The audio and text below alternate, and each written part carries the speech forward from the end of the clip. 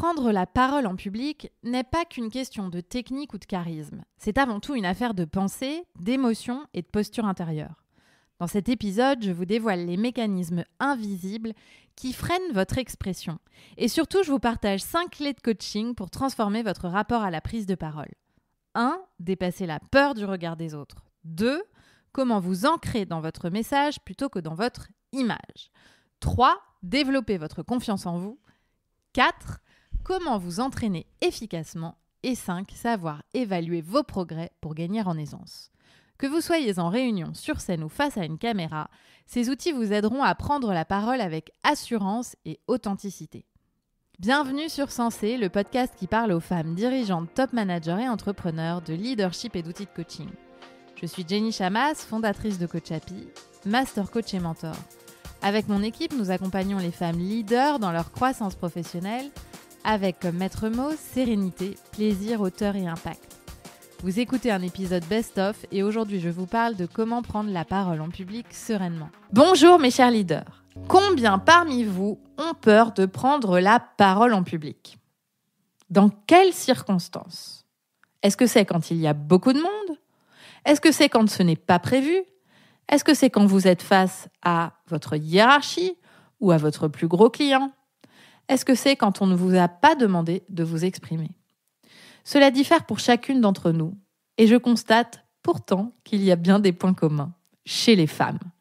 Dans cet épisode, je veux vous donner quelques clés pour gagner en confiance dans vos prises de parole. Alors mes chers leaders, qu'il s'agisse d'une réunion d'équipe, d'un live Instagram, d'une présentation devant une audience d'une centaine de personnes en présentiel ou d'un dîner entre amis avec ce mec qui a une grande gueule, écoutez bien ce que j'ai à vous dire. Votre problème principal n'est pas la qualité d'élocution ou votre répartie, ni même que vous rougissez quand vous parlez. Votre problème sont vos pensées et la peur du regard des autres et le regard que vous portez sur vous-même. Imaginons un instant que vous vous fichez éperdument de ce que pensent les autres de vous quand vous vous exprimez. Imaginez aussi que vous avez confiance en vous. Vous exprimer ne créera plus de plaques rouges ou d'hésitation. Et si cela se produit, vous vous en ficherez car vous serez concentré sur votre message et pas sur votre image. Si votre problème principal n'est pas la qualité de votre élocution ou de votre répartie, alors la première chose que vous devez travailler, c'est de donner une importance plus grande à votre sujet. Le sujet sur lequel vous prenez la parole et votre objectif, le résultat que vous voulez atteindre en prenant la parole. Si vous accordez plus d'importance à ça, plutôt qu'à ce que les autres vont en penser, eh bien, cela vous aidera beaucoup à prendre la parole. Donc, qu'est-ce que ça veut dire concrètement ? En réunion, il faut vous concentrer sur le sujet de la réunion plutôt que ruminer sur ce que les autres vont penser de vous si vous osez ouvrir la bouche. Pensez à votre objectif. Pensez à toutes les raisons pour lesquelles vous êtes là. Pensez à l'objectif une fois qu'il sera atteint. C'est ce qui compte avant tout. Et quand vous pensez à ça, vous vous exprimez plus facilement que si vous pensez à tout ce qui pourrait aller de travers, si vous osez ouvrir la bouche. Donnez-vous la chance de vous tromper, c'est OK. Pour une prise de parole qui est prévue, vous devez vous préparer et répéter. Si la prise de parole vous stresse, la préparation est le remède. Vous pouvez ajouter à cette recette de la méditation avant d'entrer en réunion ou en prise de parole. Vous pouvez ajouter des exercices de respiration et même, pourquoi pas, un coach de prise de parole en public si vous voulez aller plus loin. Une chose importante, c'est de parler avec votre cœur plutôt qu'avec votre tête. Je ne veux pas dire ici que vous devez laisser aller vos émotions, mais plutôt que pour vous connecter à votre audience, ce sera plus facile de trouver l'impulsion en vous, dans votre corps, que dans votre tête. Votre mental vous énumérera tout ce qui n'ira pas. Que ce n'est pas une bonne idée, que vous ne saurez pas passer votre message, que vous n'êtes pas légitime. Votre cœur, lui, sera connecté au sujet. Répétez l'exercice aussi souvent que possible. Acceptez toutes les prises de parole en public. Entraînez-vous dans des situations à faible enjeu pour vous autoriser à vous tromper. Il n'y a pas de miracle. Prendre la parole en public est une compétence comme une autre. Ça se développe à force d'action, de répétition et d'auto-évaluation. Plus vous vous habituez à le faire et plus vous allez vous sentir dans votre zone de confort.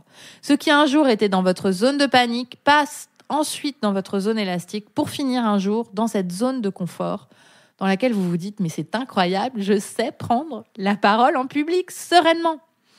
Je vous avoue que c'est ce qui s'est passé pour moi avec les masterclass. Si je n'avais pas fait autant de masterclass, je ne serais pas aussi à l'aise aujourd'hui pour le faire. Mais je vous promets que si vous voyez la première, vous trouverez ça vraiment moins bon. Et j'ai envie de dire, heureusement, on évolue.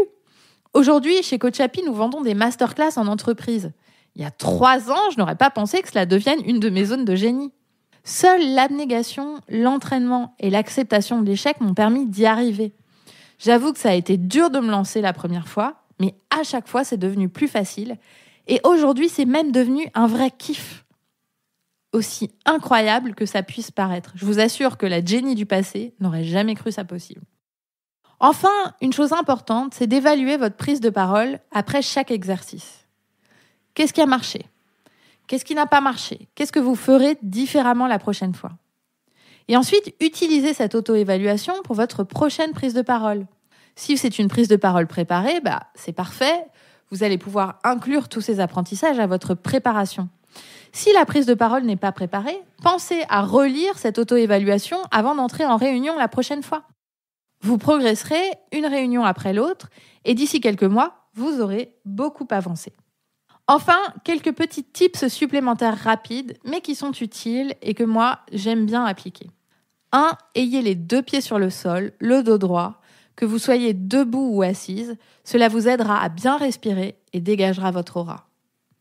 Portez vos gris-gris, les vêtements dans lesquels vous vous sentez puissante, ce bracelet, cette bague que vous aimez tant. Moi, personnellement, c'est mon rouge à lèvres rouge que je porte et parfois un cristal dans ma poche. Arrivez en avance à votre prise de parole ou à votre réunion pour enlever toute source de stress logistique, pour pouvoir choisir votre place et vous sentir maîtresse de ce que vous pouvez contrôler. Et ayez un mantra en tête qui vous encourage dans cette prise de parole, une pensée puissante. Par exemple, je peux le faire, je connais mon sujet, j'ai choisi d'être là, j'en suis capable. Alors mes chers leaders, à quand votre prochaine prise de parole ? J'en profite pour vous annoncer avec plaisir et émotion que je prépare en ce moment même de nouveaux épisodes qui sortiront bientôt. Alors restez à l'écoute. Merci pour votre écoute. N'oubliez pas d'en parler autour de vous et de laisser 5 étoiles sur votre plateforme d'écoute si l'épisode vous a plu. Rendez-vous sur notre site jennychamas.com pour en savoir plus sur nos accompagnements et activités ou sur Instagram et LinkedIn pour discuter. Et rendez-vous la semaine prochaine pour un épisode dans lequel je vous parlerai de comment traverser une crise de confiance.